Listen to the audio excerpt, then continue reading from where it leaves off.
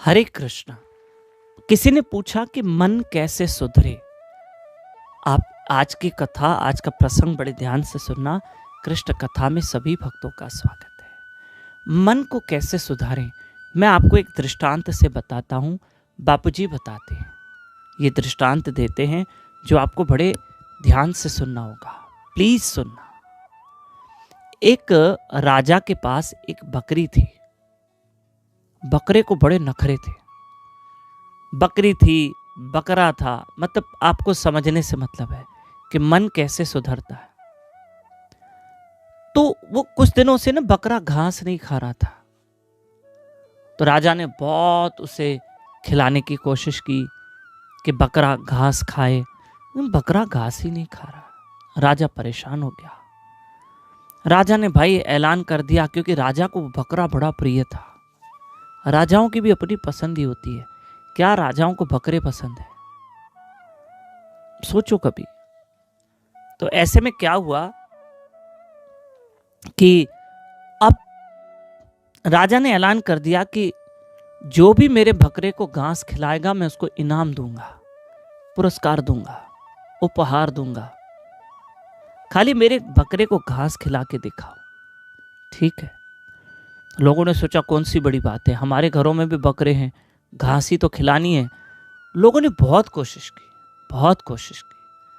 बकरा घास में मुंह ही नहीं डाल रहा है, खा ही नहीं रहा है। अब राजा परेशान, लोग परेशान, ये कैसा बकरा है, हाय मेरा बकरा मर जाएगा। राजा को यही चिंता थी। एक बड़ा सज्जन व्यक्ति आया, कहा राजा मुझे मौका दो, मैं आपके बकरे को घास खिलाऊंगा। कहा ठीक है। उस सज्जन व्यक्ति ने भी देखा कि बकरा घास नहीं खा रहा है, करे तो क्या करे। बात तो सही है, ये बकरा खा नहीं रहा है। ऐसे में क्या हुआ, उस व्यक्ति ने उठाया डंडा। जैसे ही बकरे के सामने घास लेकर आ रहे हैं तो बकरा इधर मुंह करे, यानी मुंह नहीं डाल रहा था। उस व्यक्ति ने क्या किया, बकरे को यहां से डंडा मारा और फिर बकरा उधर मुंह करे, बकरे को इधर डंडा मारा, फिर इधर मुंह करे, फिर इधर मुंह। 100 डंडे लगाए ताकि उसका मुंह घास में जाए, हरी हरी घास खा ले। इतने डंडे पड़े कि बकरा सीधा हो गया और उसको मजबूरन घास में मुंह डालना पड़ा और घास खानी पड़ी। और राजा ने उस सज्जन व्यक्ति को इनाम भी दिया। तब इस कथा का मॉरल ये निकलता है कि इंसान भी उस बकरे की तरह है, जो बहुत मन है ना, मन, इंसान का मन बकरे की तरह है जो बहुत नखरे करता है। ये नहीं खाऊंगा, यहाँ घूमने जाऊंगा, मुझे ये कपड़े पहनना है, मैं चाहे ये करूं, मैं चाहे वो करूं, मेरी मर्जी। जब तक इस मन को मार नहीं पड़ेगी ना, तब तक ये मन नहीं सुधरेगा। इस मन को मारना चाहिए।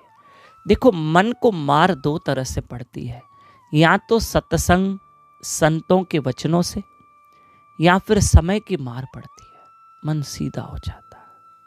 सच्ची बताता हूं, कईयों को सत्संग में समझाया गुटखा मत खाओ, तंबाकू मत खाओ, कैंसर हो जाएगी, नहीं समझते। सिगरेट पीते हैं, धुआं उड़ाते हैं।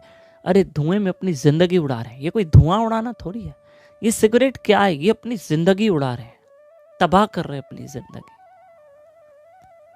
नहीं समझते हैं। फिर जब बीमारियां लग जाती है, फिर डॉक्टर कहता है बंद करो, तो फिर बंद कर देते। फिर कहते अब तंबाकू नहीं खाना, कैंसर हो गई, स्मोकिंग नहीं करना, लंग्स, फेफड़े खराब हो गए। इसका मतलब मन 2 तरह से सीधा होता है, सत्संग के वचनों से या फिर समय की मार से। सत्संग भी मन को बड़ी मार है, इसलिए कहता हूं हरी कथा सुनो, रोज सत्संग सुनो। ये मेरे हाथ देखो, I am your well wisher, मैं आपका शुभ चिंतक हूं। मेरे साथ उठो, रोज सुबह 4:30 से 5:30 या शाम को 4:30 से 5:30 यूट्यूब चैनल दामोदर दास पे लाइव रहकर मेरे साथ रोज हरी कथा सुनो, जप करो। प्लीज मजा आएगा, इससे मन सुधरेगा, मन को मार पड़ेगी। अधिक जानकारी के लिए मेरे साथ व्हाट्सएप पे जुड़ने के लिए मेरा नंबर लीजिए 7066727666। इस नंबर पे अपना और अपने शहर का नाम व्हाट्सएप पे लिख के भेजें। मैं आपको डेली कथा भेजूंगा, डेली व्हाट्सएप पे। हरे कृष्णा। धन्यवाद।